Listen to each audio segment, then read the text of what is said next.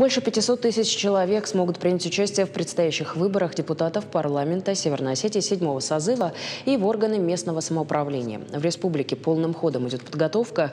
Политические партии уже выдвинули списки кандидатов, а Центр избирком проверяет кандидатов на соблюдение требований федерального законодательства. Подробности в материале Даны Малышевой. По количеству кандидатов установила «Справедливая Россия. Патриоты за правду». 100 человек из 105 возможных. 3 партии объединились в прошлом году. В предвыборной гонке впервые участвуют в таком формате. Пока есть время, проверяют документы кандидатов. Подпишут заявление о согласии баллотироваться от нашей партии. Еще раз проверят данные. Я думаю, еще дня 2 нашей работы, и мы планируем уже в пятницу подать документы в ЦИК на рассмотрение.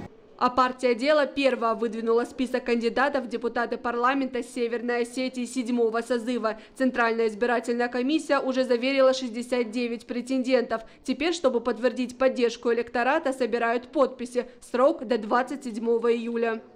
У нас 8 столов сборщиков, и на каждом столе у нас происходит видеозапись. То есть мы сделали все для того, чтобы у специалистов, которые будут определять достоверность подписи, не было никаких сомнений в том, что именно данный гражданин оставил свою подпись. Около 3000 подписей в поддержку политической партии «Партия Дело» для участия в выборах парламента Республики Северная Осетия Алания. Утвердила и заверила список кандидатов в депутаты парламента республики и североосетинское отделение ЛДПР. Либерал-демократы активно готовятся к сентябрьским выборам. Работа идет с юристами, разрабатывается единый стандарт для наших наблюдателей. Стандарт для чего?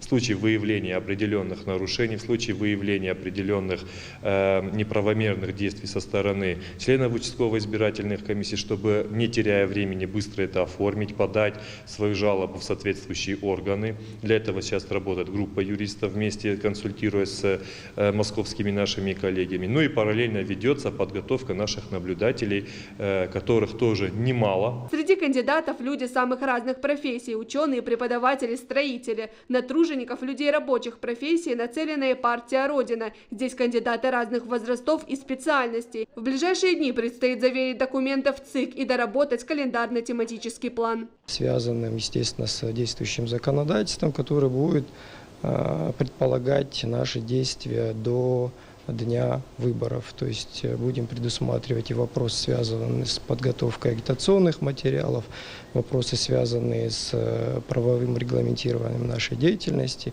когда, что мы должны представлять еще.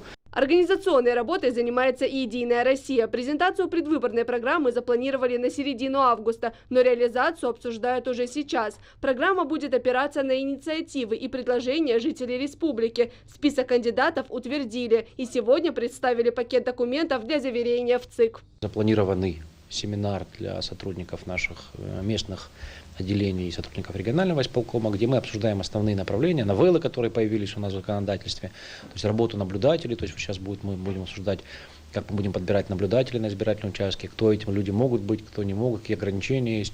То есть определим график обучения наших наблюдателей, проработаем все вопросы. Подала в ЦИК документы о выдвижении кандидатов и Североосетинское республиканское отделение политической партии КПРФ. Ожидается процедура заверения, а пока все внимание внутрипартийной работе, активной подготовке к единому дню голосования. Потом через пару дней ЦИК соберется на свое заседание и объявит или о регистрации, или о нерегистрации. Но да, я думаю, что в отношении нашей партии все будет нормально, потому что документы в полном объеме нами подготовлены. То есть очень скрупулезно все это делалось, готовилось. Предвыборная гонка только набирает скорость, но уже есть те, кто сошел с дистанции. Коммунистическая партия «Коммунисты России» не смогла заверить списки из-за несоблюдения требований федерального законодательства. Депутировали в нынешней избирательной кампании Северной Осетии новые люди. У партии нет регионального отделения, поэтому список кандидатов определяли в Москве. Партия уже выдвинула свой список. Выдвинула она его Центральным советом партии. Значит, мы его подали в Центральную избирательную комиссию. Наш список сформирован. Теперь идет активная работа по сбору и проверке документации на каждого кандидата, которую мы планируем в ближайшие дни передать в Центральную избирательную комиссию для того, чтобы мы могли зарегистрировать наш партийный список. Как только Центральная избирательная комиссия заверит все списки, стартует их регистрация. До 5 августа сформируют окончательный список тех партий, за которые 10 и 11 сентября смогут проголосовать избиратели.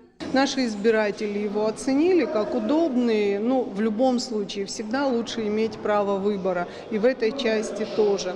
Двухдневное голосование, конечно, сложнее с точки зрения подготовки и работы участковых избирательных комиссий, но однозначно удобно для избирателей. Почти 516 тысяч избирателей смогут проголосовать на предстоящих выборах в Северной Осетии. На один депутатский мандат претендует 8 человек, а это значит, в главном политическом состязании этой осени ожидается высокая конкуренция. Дана Малышева, Алана Бзыкова, Новости Осетии.